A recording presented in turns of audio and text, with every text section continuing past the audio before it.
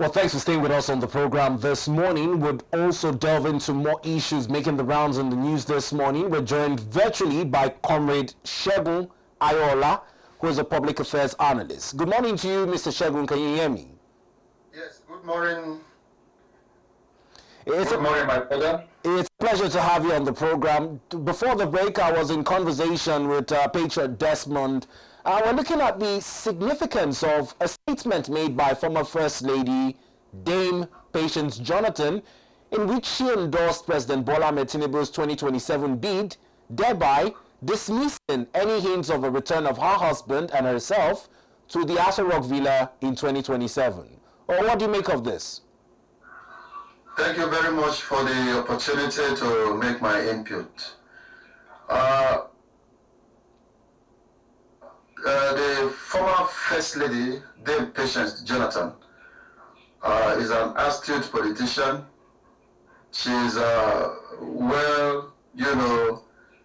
she's an insider, anything that comes to politics in Nigeria.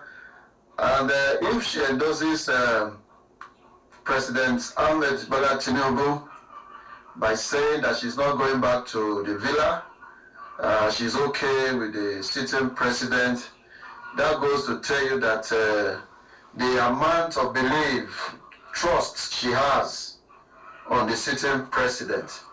It also put to rest people who were thinking that her husband would come for the bidding for the office of the president. I think she has laid to rest everyone who was thinking about or going that way, that the former president want to come back. That is one. Number two, if anybody is speaking in this direction, what?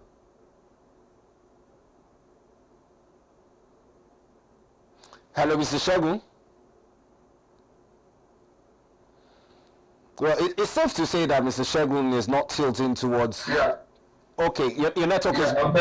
Okay, your network cut you out for a moment there. So your point number two, can you revisit it, please? The point number two is why is she coming out to tell Nigerians that she is no longer interested in going back to the villa? She said that in 2011, her husband and herself received the support of President Bola Ahmed Tinubu and his wife, Senator Oluyemi Tinubu. So it's more like tit for tat or repaying a favor. Yeah, that's what I'm saying. I'm looking at the point number two I'm trying to make. If anybody is speaking in that direction, it means there is something that may have impressed her. It's either a give back to the kind of support she received or the husband received in the past, or the fact that the president is doing well, or the fact that her business are safe in the hands of the present government. In the words of Patriot Desmond, he said that they are benefiting from this current administration, noting that they had not endorsed any candidates prior to a build up to 2027. He said it must be that they are benefiting from the current government, a point I think you're sharing as well. Yes, that's what I'm saying. Like I always say, politics is about interest. First, like I said, individual interest, personal interest. Second, the political interest, that's the political party the individual is coming from or is bidding through. Then number three is the national interest. Any true politician will tell you this. But you see, most time people don't come out to tell us what they really mean. But we know, we understand. We have been in the system for too long to understand how it works. Now, if the vice president, the wife of the former president is coming in this direction, is speaking in this way, it means number one, the husband is not interested in the number one seat, or number two, the fact that she is feeling very okay that the former, President Buhari, whom she felt her business was restored under his administration. Maybe she felt very okay with his administration, and then her husband has also made it clear to her that he won't be bidding for the office of the president. So all of this had to come to play that would have, triggered her statement with that kind of, analogy. I think she has spoken the truth. Anybody who is interested, well. Anybody who is not interested, well. The last time she spoke to Nigerians was, there is God, oh, there is God, oh. In terms of the bring back our girls, Chibok girls. In terms of the bring back our girls, Chibok girls, I do recall. Now, it's an opinion that my guest in the studio says that she might not be in the best position to speak for her husband's ambition, and we should wait till we hear from Dr. Goodluck Jonathan himself. Do you share that opinion as well, or does his wife's statement seal it for you in terms of her husband's aspiration? Under normal reality, under normal circumstance, the husband will speak for himself. But if you look at the antecedent of this woman, there is nothing Dame Patience Jonathan said that didn't come to pass when it comes to politics, governance, and when it comes to her husband. So don't get it wrong. There is nothing the husband, there is nothing Patience will come and speak without the approval of the husband. She's a very intelligent woman, and I trust the husband will not counter that opinion.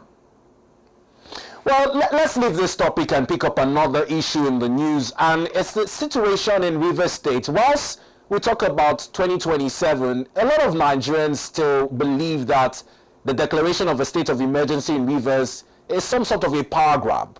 Now, this morning, the Supreme Court is also contemplating on when to post the hearing dates in a suit filed by the PDP governors, and we have the AGF strongly backing the position of the federal government.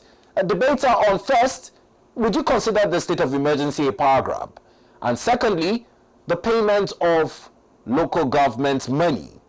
Serap is also asking that the CBN publish how it has paid the River State's council. Let's take your position on this matter. My position is very clear. What is happening in River State is political.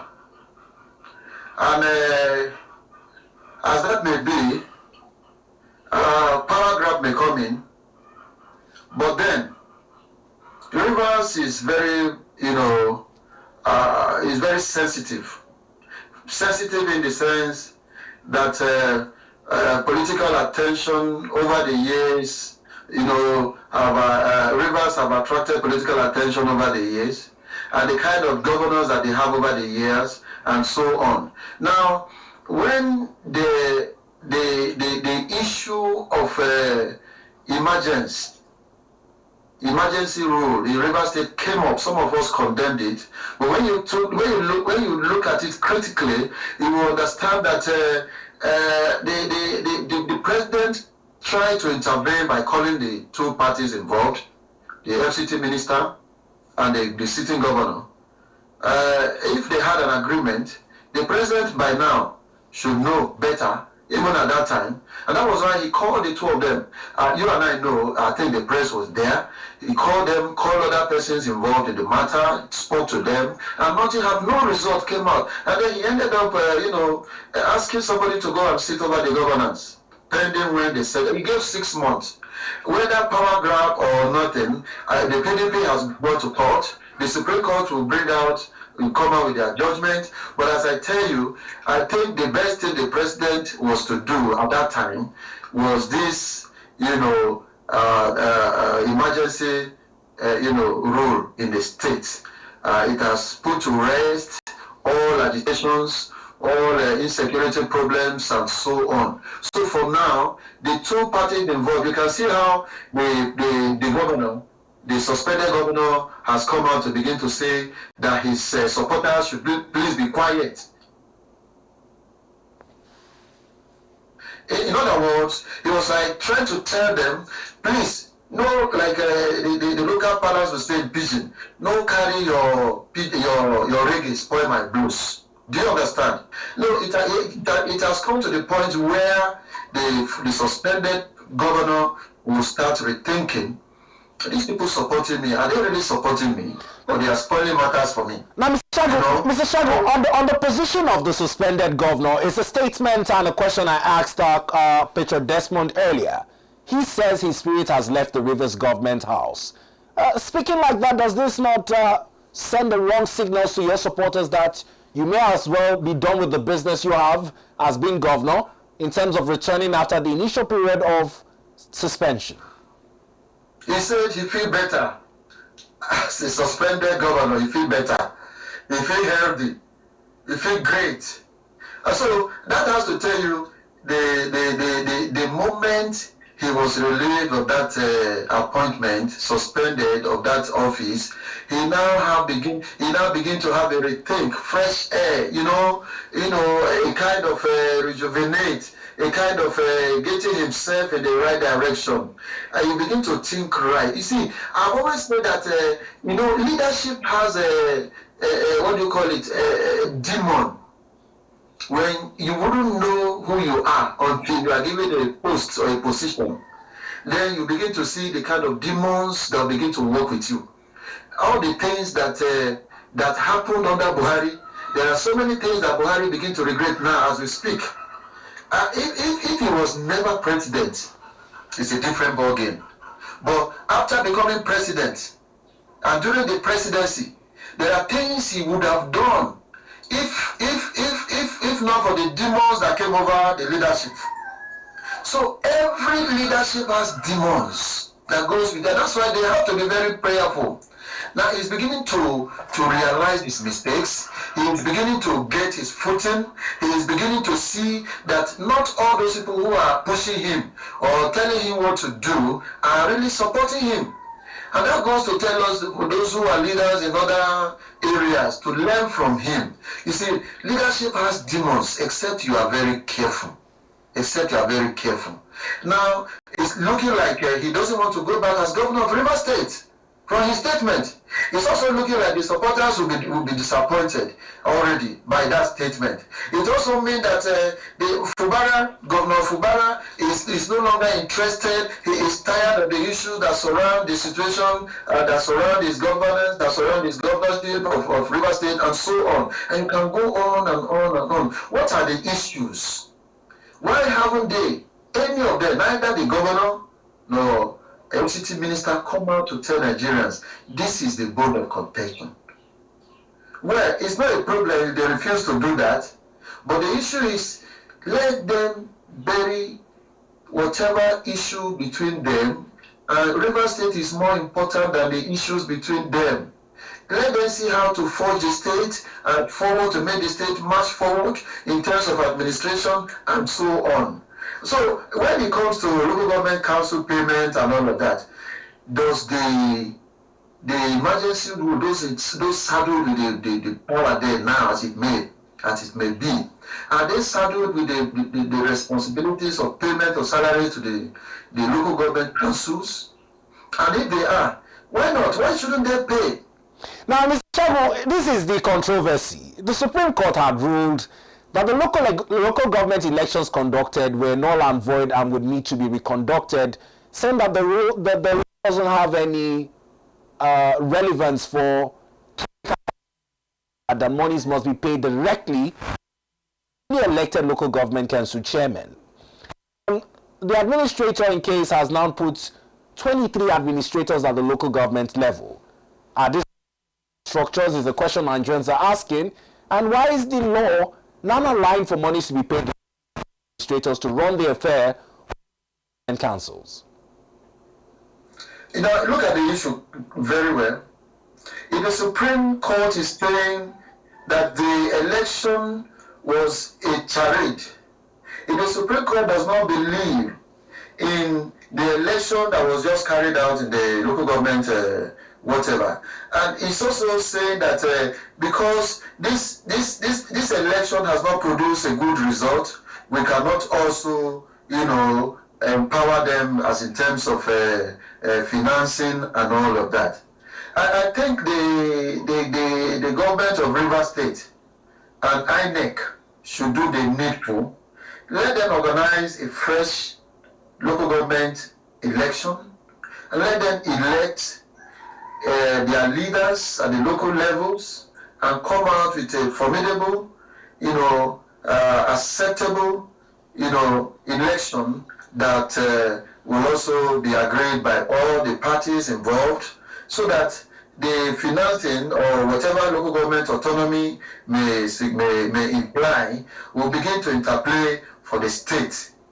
I think the Supreme Court as an institution is acting in the right direction.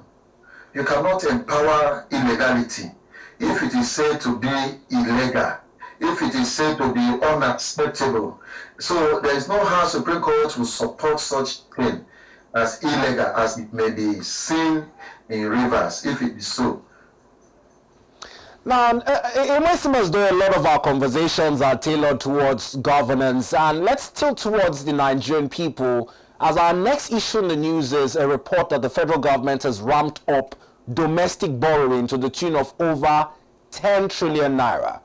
It's coming at a time when debates on the implementation of our 2025 budget are still in question. There's been an extension for the 2024 budget. The current budget is also affected by shortfalls in crude oil outputs and a decline in the price of oil globally. Let's get your thoughts on this. Which way Nigeria is headed in terms of its governance, and promise to deliver on the best of governance to the Nigerian people with this challenge of domestic debt and a shortfall in its targeted revenue? Yeah, all budgets are financed by the revenue generated. Every budget worldwide is financed by revenue generated, and of course, if not enough, borrowing. You borrow.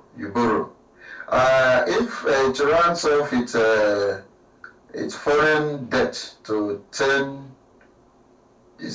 billion dollars or so? 10.8 trillion naira. Trillion, okay. I didn't get that news very well. I saw that in the news, but I didn't catch it very well. Borrowing can only be important if what you have as revenue, internally generated revenue, is not enough.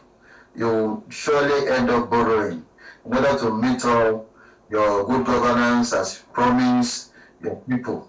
The electorate are agitating, they are waiting, they trust your government, they believe, and here you are, you don't have enough to finance your promises. I think it's very important that he takes a look at it very well. If it is important to borrow, let him borrow. If the crude oil price is going down, I think they should look at other ways of generating revenue, because we will not be borrowing all the time. Then let them also begin to look inward. What are those things that are wasting? What are those things that are not actually accountable for?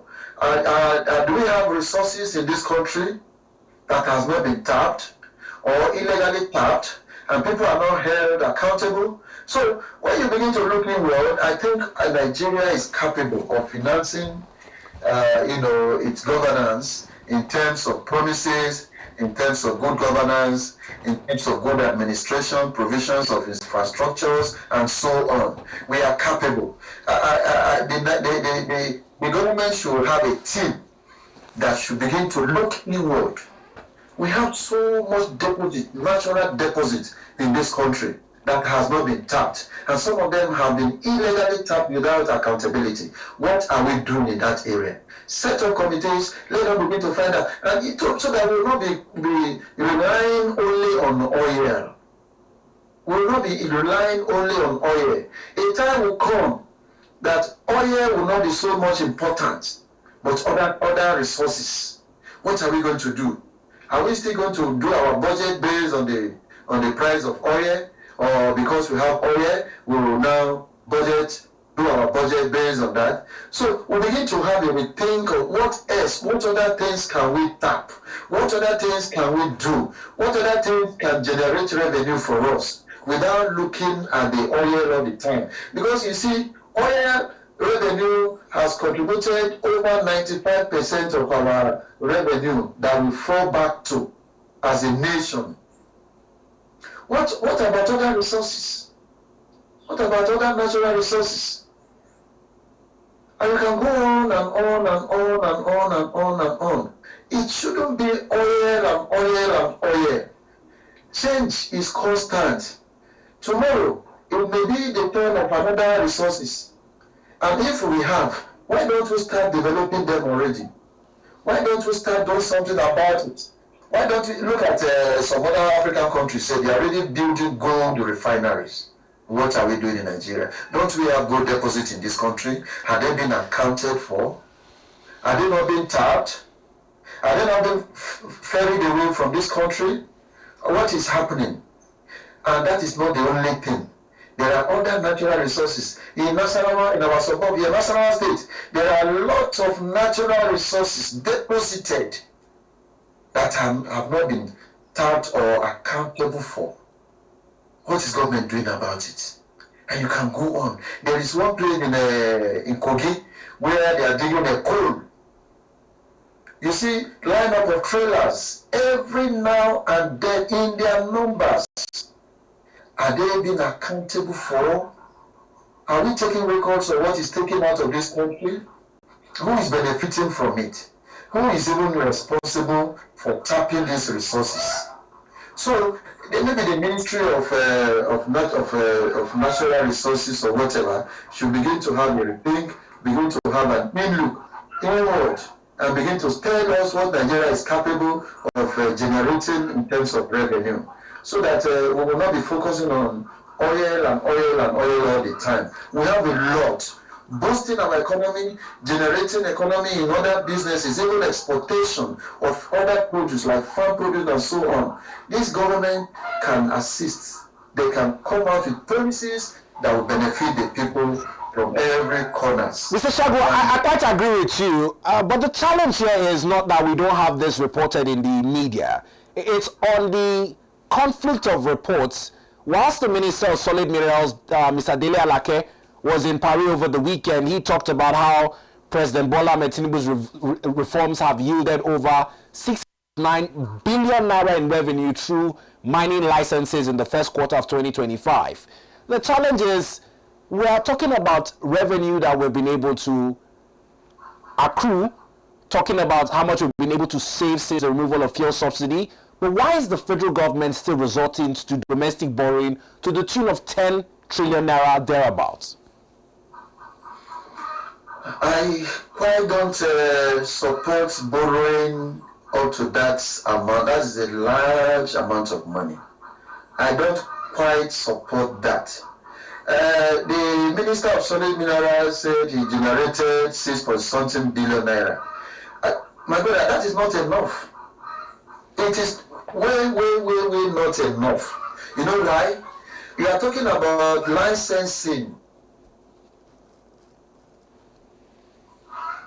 What about the amount being tapped? Who is recording? Go to Nasarawa here. Go to Nasarawa here. Those Chinese that are tapping our, what do you call it? Stones.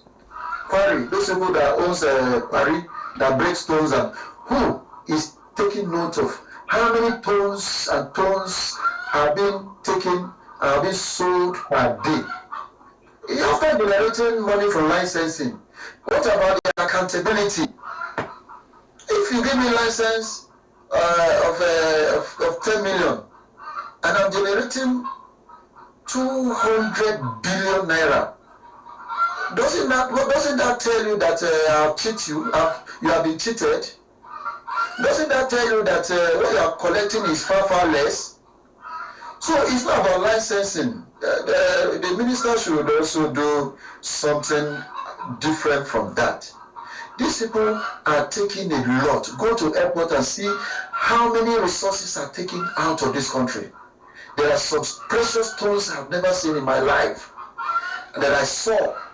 There are some kind of items that that have been taken out of this country from behind, through back doors. Who is taking accountability of all of that? We are talking about license. What is licensing compared to the kind of money they are generating?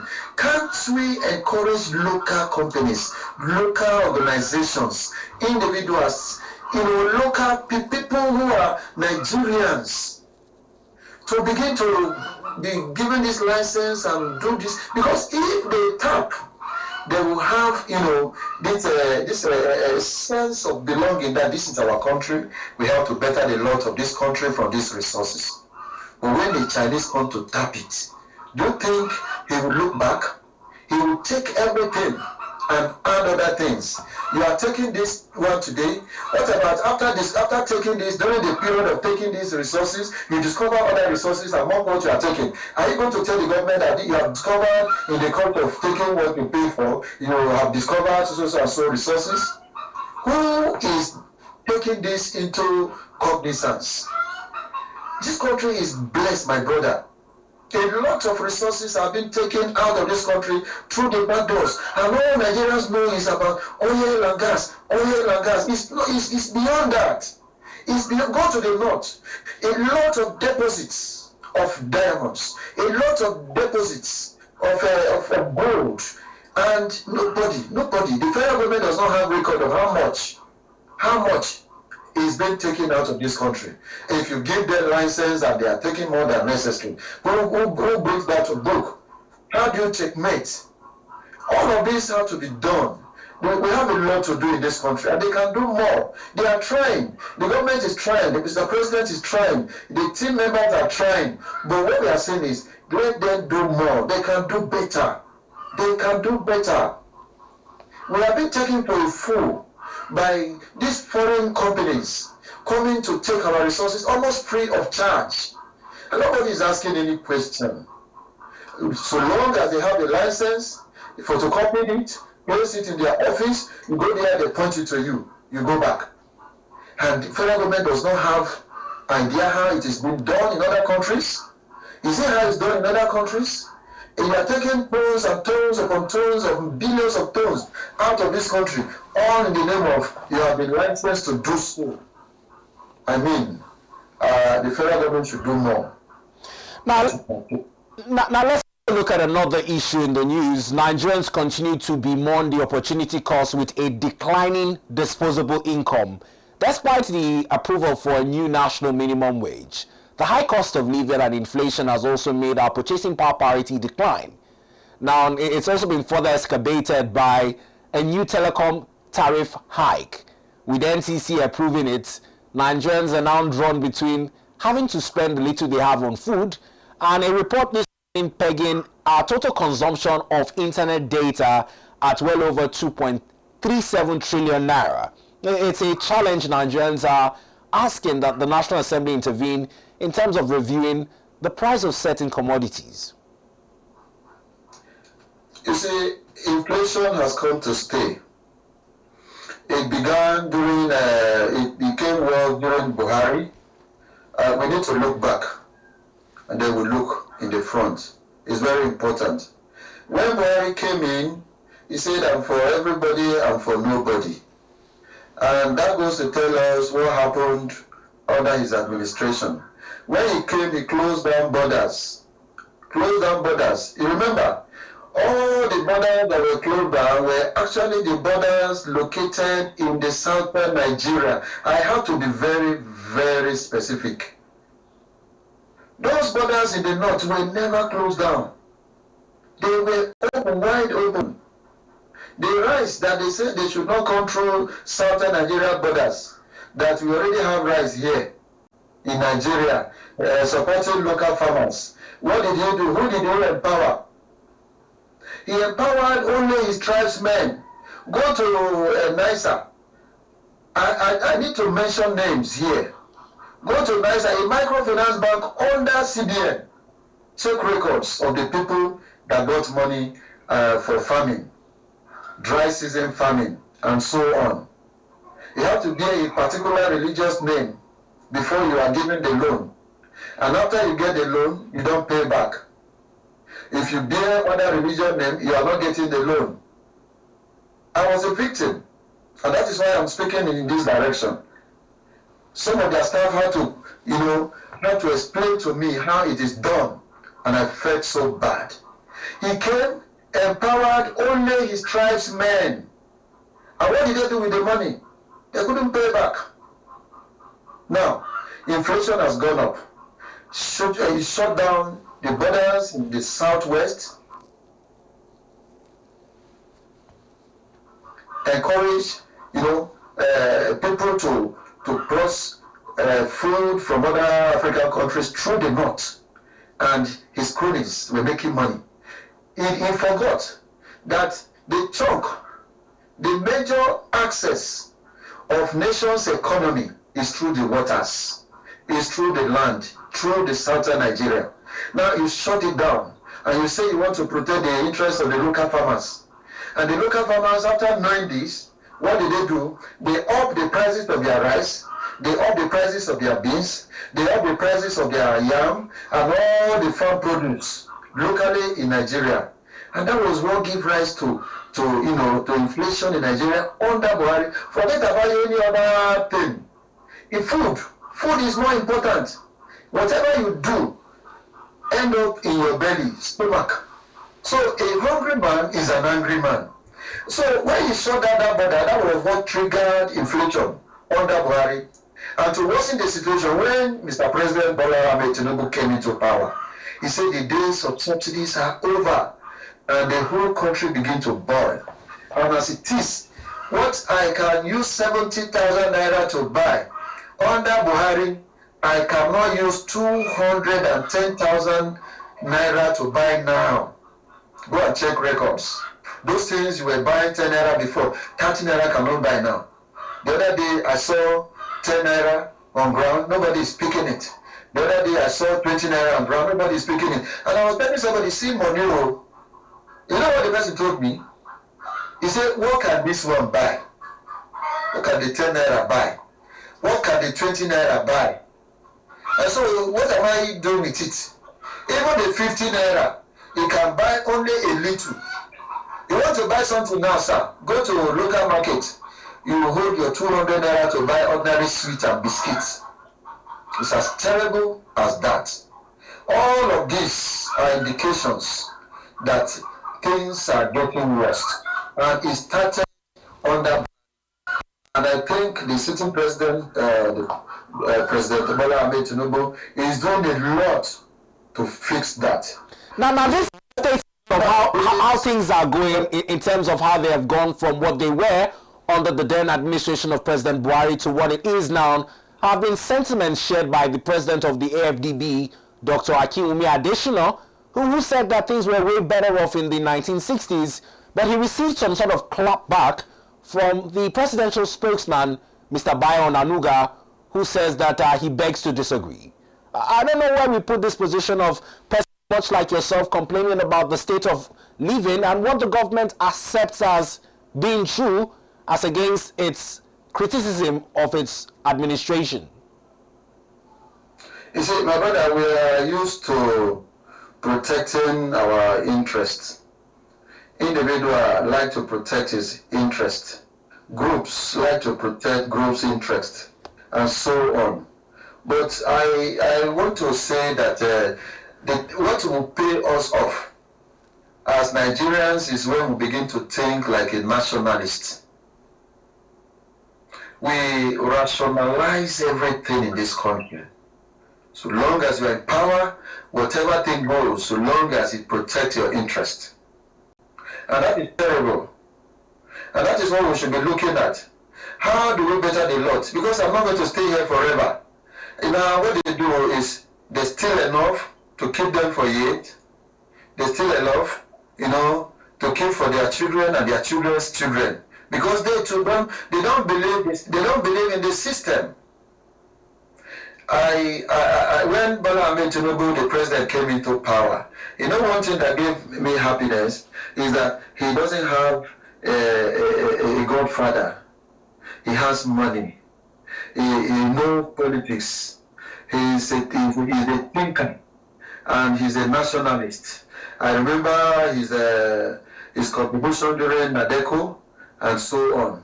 So I'm beginning to see But he should look at who is engaging. Because if you engage the wrong people around you, it will be very, very difficult to move ahead. He should find out what is happening. Visit places, send some people to go help you, ask, find out, get records. Oh, what is happening? What are people passing through? You get to a stage in life where you cannot access these people. So you need to send some people to help you do it. And that is where he is. When Adesina came to say in 1960, life was this, life was that, he knew what he's saying. He understands how it works. And somebody is saying he doesn't agree with him. If you check records, you will agree that what Adesina said is true. Check records. In 1960, who were the leaders? What were they doing? I tell you, they were nationalists. Some of them didn't have money. Somebody like Aminu Kano, he was almost carrying placards and protesting against himself, against bad governance. Press that. So you begin to look at all of the things that happened around 1960 and beyond. It's the life they live. Those who were planning for them, those who were in charge of the governance, they took into consideration the number of the population, and they planned very well for the people. What of those people in power today? Somebody will steal to the tune of billions of naira and is walking in the streets. He's not being arrested. The money is there. They borrowed to steal. What about the money that were recovered from the officials of PDP under the government of Buhari? Where is the money? He walked back into, he only changed location. He walked back into few others' pockets. And they say, want to use it for road? Want to use it for transportation? Where are they? And now, the subsidy removal. What happened to the money? Some governors actually did what the president asked them to do by way of subsidizing transportation, assisting to reduce the pains. But what about other governors who didn't do that? Who is calling them to order? So if you have a policy, no matter how beautiful the policy is, and you don't monitor it, it's as good as not having a policy at all. So the president has a lot to do. The president has a lot to do. He should do more. He should do more. There is a lot of agitation in the land. People are crying for hunger. He is capable of doing it. He should do more. Nigerians believe in him. They trust him. They believe he can handle the situation at hand. Let him come out and better our lot as a people. His name will be in record if he does well. His name will also be in the record if he does bad. But the records are not the same. He won't be the president forever. Whoever is making him to make mistake should please know that the interests of Nigerians as a people is more important than his personal interests. This country must forge ahead, and I see the light at the end of the tunnel. I believe in this country. This country will work. Well, let's move on to another issue that speaks to the future of this country. We continue to say that the youth and young persons are the leader of tomorrow, but with the performance in the 2025 UTME, where close to 2 million candidates registered for the exam, but over 1.5 million of those candidates failed to score the average of 200 points. Now, parents and teachers are debating how much of an influence social media and its distractions have been on performance, while others are saying that it is indeed the complexities of having computer-based tests that is seeing this low performance. I don't know what you make of the performance in the 2025 JAM UTME and what you think is the result for such performance. You see the result of such performance? Let me begin by saying that JAM result is a true test. Is a true test. Is a true litmus test for what actually happened during the JAM exam. My brother, Our youth no longer read. Go and check records. Go to schools where they are having a preparatory or preparation. You will find that they only come there to show up. They have only shifted the ground. And JAMB did not shift its ground. Now look at these two things. So JAMB didn't shift its ground. It is only the candidate of the JAMB that shifted ground. So, and it is JAMB that you are coming to write. You are the one that shifted ground. You are the one that didn't read. So why does that bother JAMB? Go and check. Those who scored well, they actually read. CBT has been there. Computer-based tests has been there. Even the first time they are using CBT to write JAMB. So why has it got anything to do with their poor performance? It is as a result of the lackadaisical attitude of our youth. They don't read anymore. No, they are children of nowadays. They play too much. They go about, they show their new clothes, their new phones.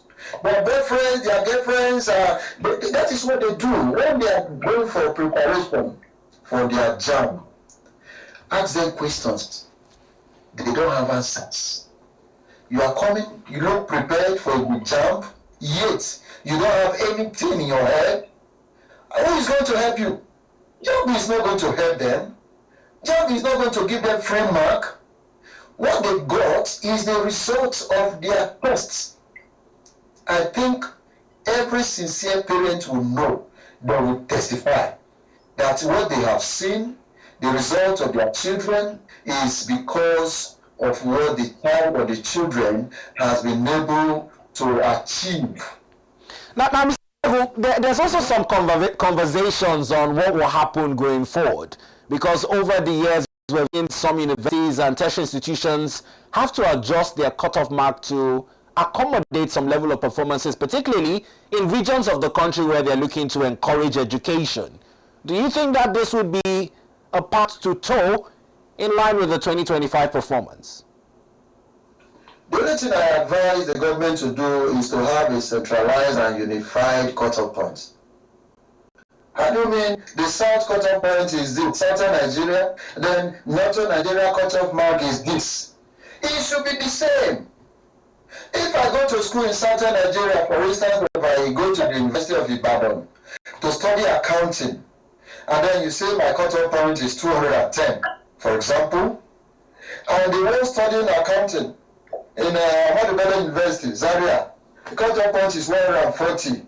Does that have anything to do with our studies? Are we not going to learn the same thing, of course?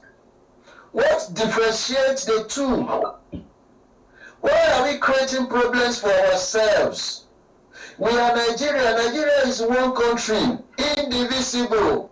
Why are we shifting ground? Why are we shifting this cutoff point by saying the North should have this? Let me tell you, the one who is a graduate from the University of Ibadan and the one who is a graduate from the Ahmadu University, for instance, I'm just giving you an example. If they get a foreign government job, is their salary going to be different? Are you not going to pay them the same salary? These are the answers the government should answer us. And these are questions Nigerians should begin to ask. Why are we doing this to ourselves? Who caused us? Who started this? This is outrageous. It's highly unacceptable. The government should begin to do the right thing. And then number two is to the parents. Encourage your parents. To the parents to encourage their children. Parents should encourage their children. I have children, I encourage them. I give them help when it is necessary. I encourage them. If they are not reading, I will remind them. How many parents are disciplining their children now? Mommy, I'm reading now. Daddy, please, I'm reading. And I don't know if you've seen this interview. happening today. A certain interview of a certain Miss Favor AK who spoke to one of the news mediums, and she complained that there were certain network glitches that her experience in the 2025 JAM saw certain questions appear blank on her computer screen. I don't know if there also needs to be, say, a review on the level of infrastructure across certain computer-based test centers, just to give a room of doubt for certain candidates who might not have actually failed in their performance. If it is so, the JAM administration should make their findings and come out with what they prepare to do, because you cannot victimize candidates of your examination just that way. If they are not at fault, if it is based on the fact that the network was poor, then you cannot blame those who failed. So that is, they always rest on the JAM officials or the administration to actually come out with those people who are affected with this problem, and maybe give them another test, because you cannot victimize the candidate in that way. It's a whole lot of damage if you allow that to happen. And going forward, they should be able to engage people that are capable, and have capable network to engage in the future, so that we don't have such happening again. My daughter could not write her JAM a certain time some years back, and then what happened? In their class, about 5 candidates logged in without being told, without being asked to do so, thereby locking other people out. The other people could not accept. The JAM system is automated. It now locked other persons from signing in. And when they gave her a new date, the date was announced in the afternoon, and the exam was in the morning in a place that was not accessible. That was how she could not write her JAM that year. So she wrote her JAM the following year. So why am I saying it? The administration of the examination, JAM for instance, should ensure that they engage capable contractors, those who will provide network, those who will provide the venues, the facilities, the equipment that are necessary for this examination should be ready, and they should be working, and not to empower cronies, not to empower brothers or friends and who are not capable to handle it. Because the examination is more important than your personal relationship with anybody that we want to engage. That is my take. Well, I must thank you, Mr. Segun Ayoola, for taking our time to speak to these issues in the news this morning. We appreciate you and wish you the best of your week ahead. Weekend on Monday. I said your week ahead. Okay, thank you very much. Thank you for having me. Thank you so very much for the opportunity.